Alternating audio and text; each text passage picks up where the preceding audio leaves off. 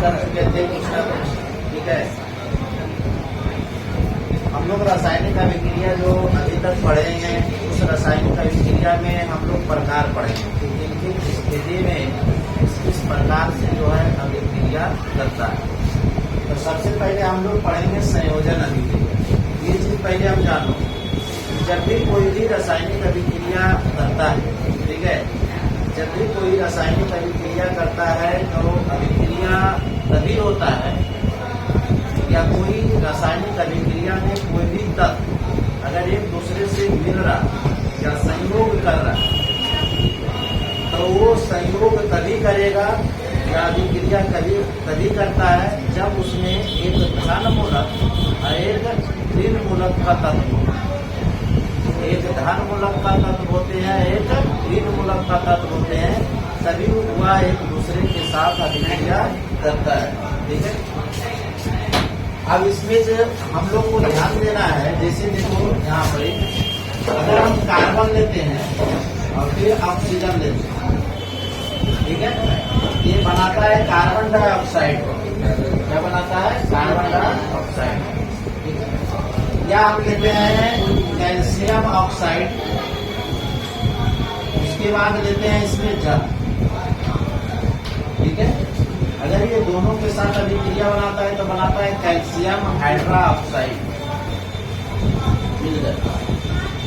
अब बात होता है कि किसी भी फार्मूला केमिस्ट्री में जब हम बनाते हैं तो उस फार्मूला के दौरान में हमेशा एक धन आयन एक ऋण आयन के तत्व होते हैं, यानी कि वहां पर एक इलेक्ट्रॉन को त्याग करने की प्रवृत्ति होती है एक तत्व के साथ, और एक तत्व के साथ जो होता है इलेक्ट्रॉन ग्रहण करने की प्रवृत्ति।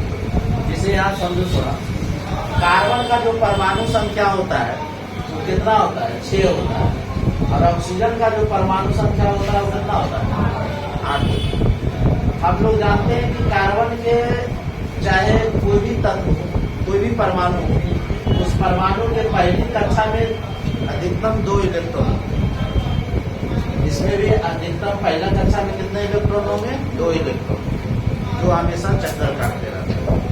दूसरा कक्षा में अधिकतम 8 इलेक्ट्रॉन होंगे, तो इसके पास 6 इलेक्ट्रॉन है, परमाणु संख्या 6 है ये, ठीक है ना।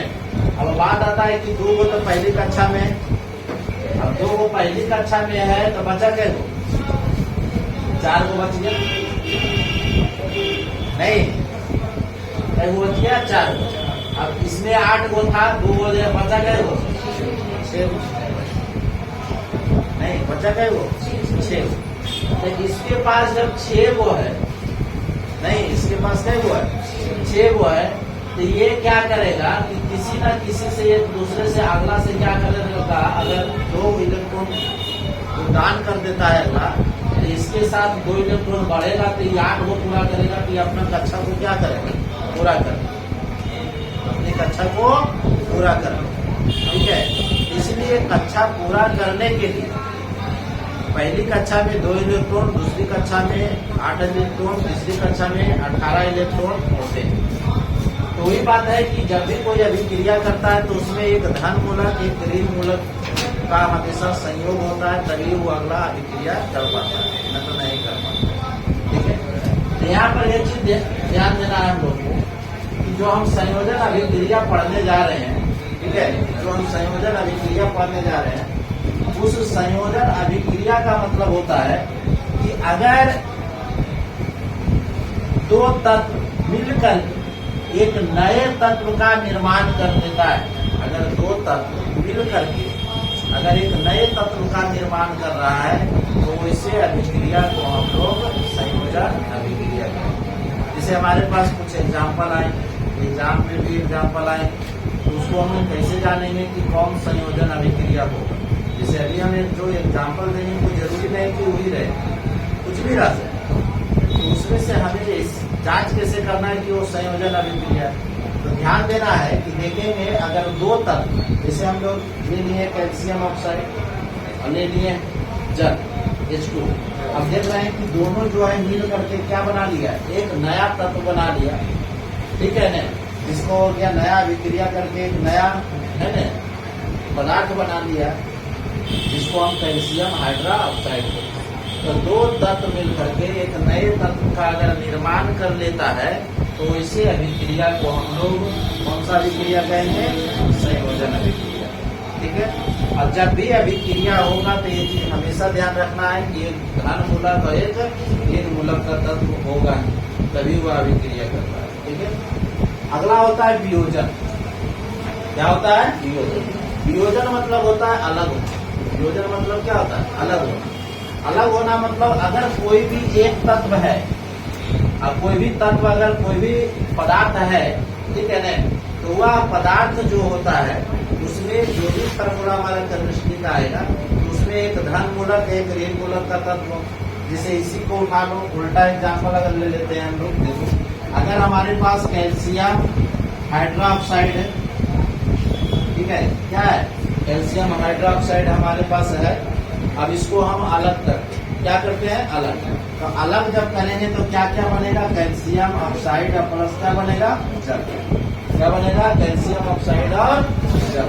कहने का मतलब है कि एक तत्व अगर एक तत्व टूट करके अगर दो या दो से अधिक तत्वों में बट जाता है तो इसे अभिक्रिया को हम लोग वियोजन अभिक्रिया। तो जहाँ पर हम लोग देखेंगे कि कोई भी हमारे पास कोई तत्व है, एक तत्व है और वह टूट करके दो तत्व में परिवर्तन हो रहा है, दो तत्व में विभक्त हो रहा है, तो इसे अभिक्रिया को हम लोग क्या कहेंगे?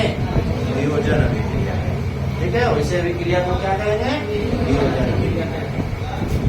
उसके बाद आता है विस्थापन या एकल विस्थापन। या सही विस्थापन या एकल विस्थापन नहीं, विस्थापन अभिक्रिया या एकल विस्थापन अभिक्रिया इसको हम कहते हैं। विस्थापन मतलब होता है किसी को हटाना। विस्थापन मतलब क्या होता है? किसी को हटाना। नहीं, विस्थापन अभिक्रिया मतलब होता है किसी को हटाना। जैसे में ध्यान दो कि हम लोग ले लिए Fe और प्लस ले लिए कॉपर सल्फेट।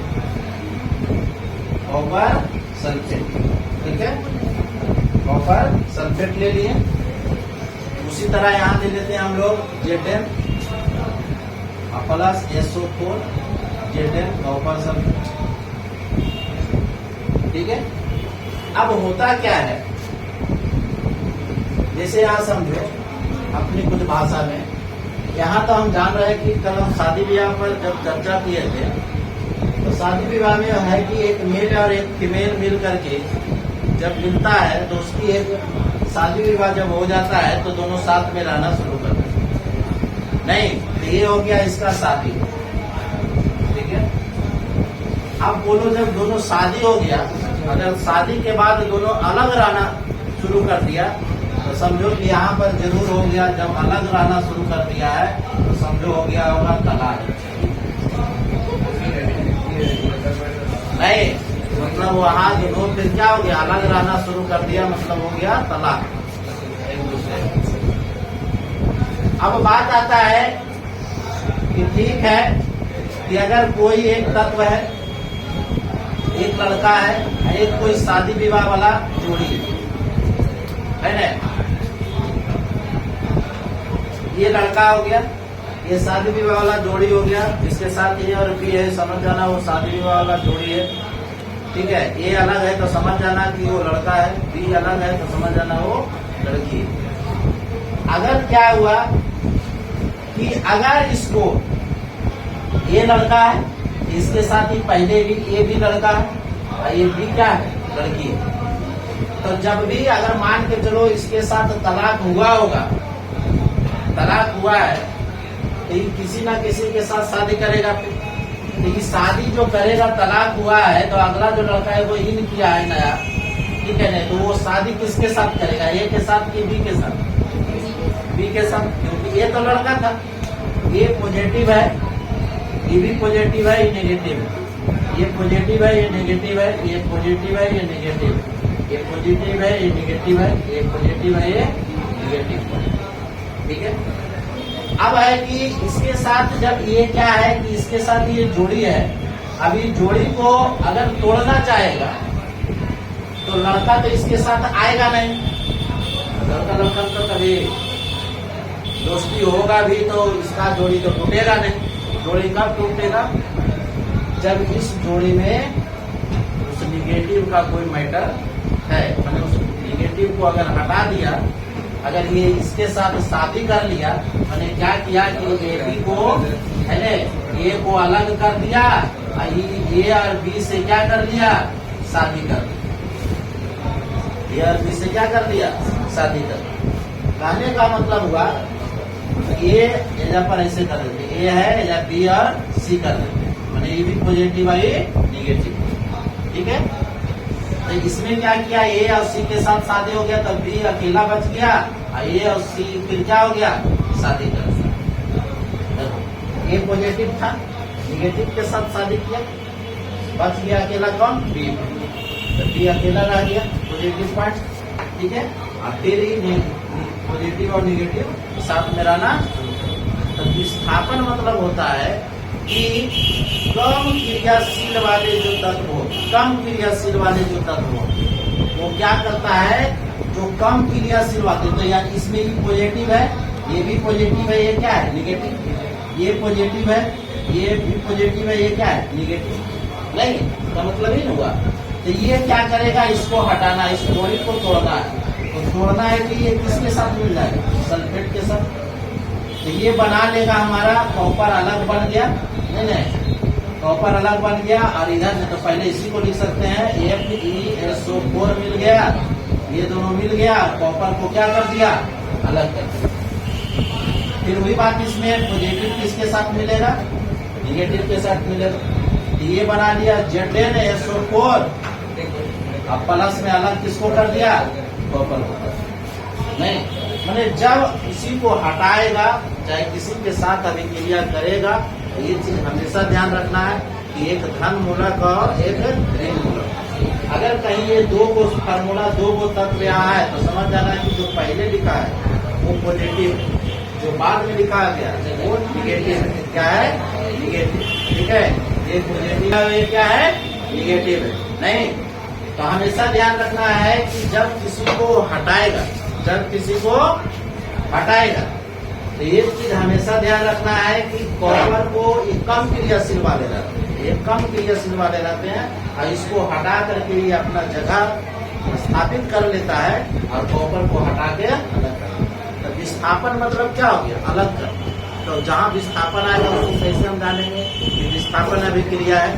तो ये चीज ध्यान रखना है कि अगर Zn है, कॉपर सल्फेट है, तो इसमें से जो पहले पॉजिटिव वाला पॉइंट था उसको हटा करके जो अकेला था वो अपना यहाँ जगह बना लिया है, ठीक है। ये जगह बना लिया है Zn को, और यहाँ जो कॉपर था उसको अगर अलग कर दिया है, तो वैसे अभिक्रिया को हम लोग क्या कहेंगे?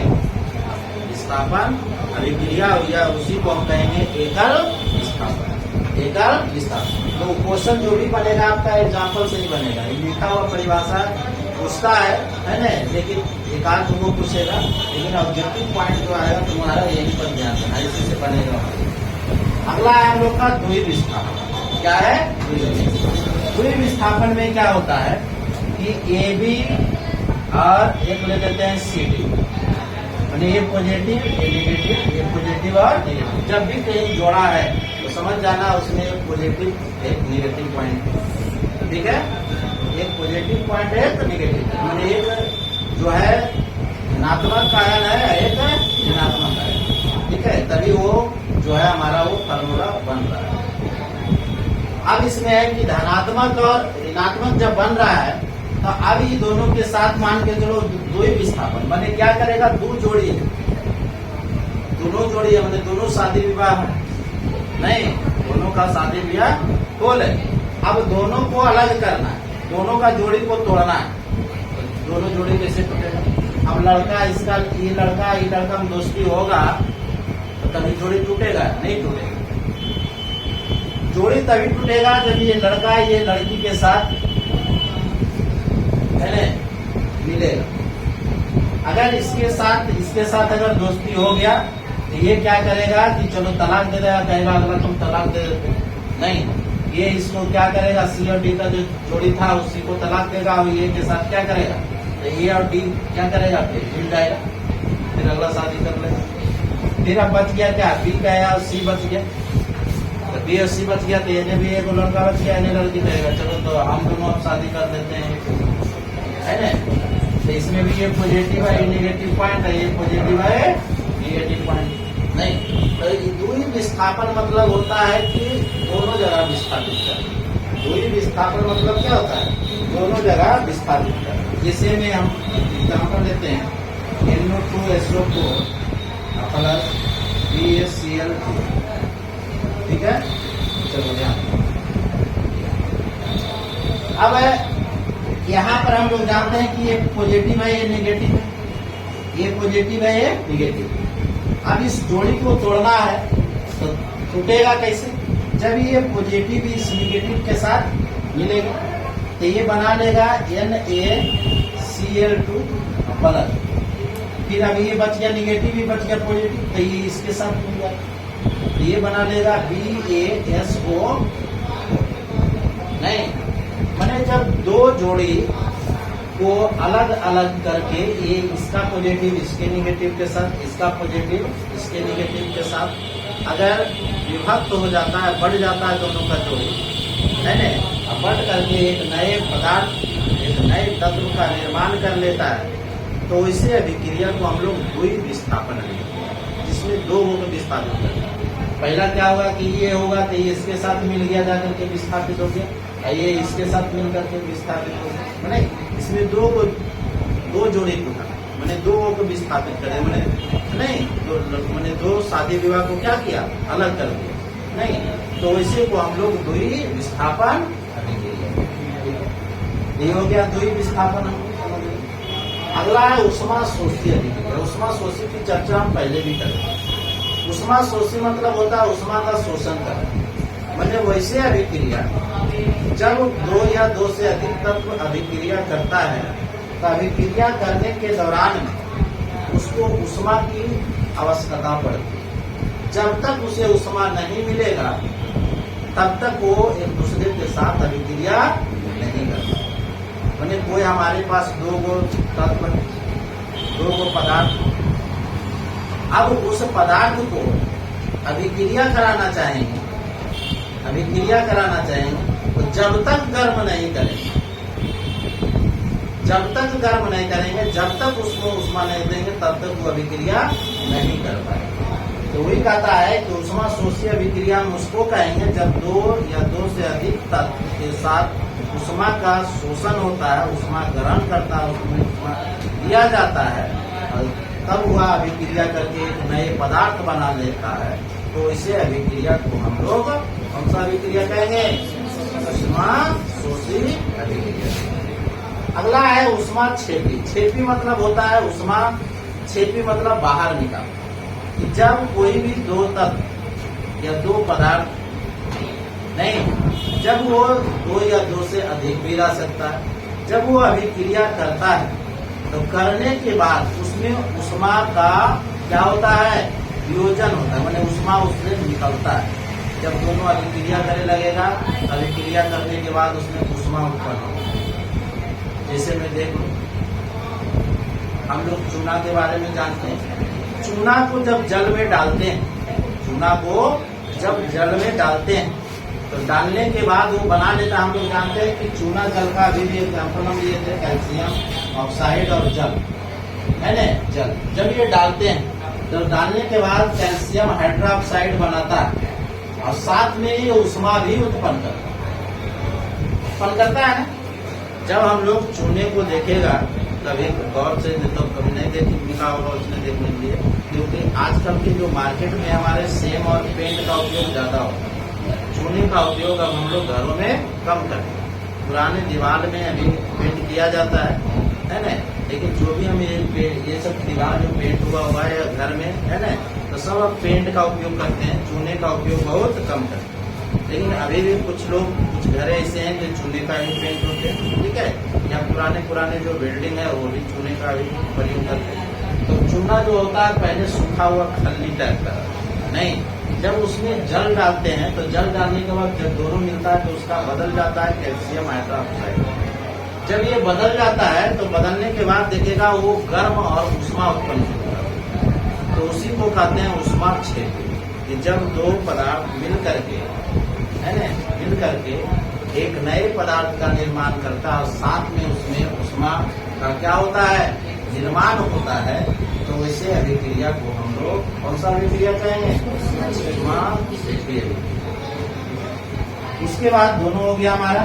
अब आता है अपक्षेपण। अपक्षेपण मतलब होता है कि बेकार पदार्थ नहीं, जैसे में हम कोई भी चीज को बनाते हैं, जैसे मान के चलो कि चाय ही बनाते हैं, वो तो रासायनिक अभिक्रिया नहीं है, लेकिन जब हम चाय बनाते हैं तो चाय बनाने के बाद हमारे जब चाय बन जाती है तो उसको छानते हैं, तो छानने के बाद कुछ बेकार पदार्थ जिस चाय पत्ती फिर बच जाता है, उसको फिर हम लोग क्या करते हैं, अलग करते हैं।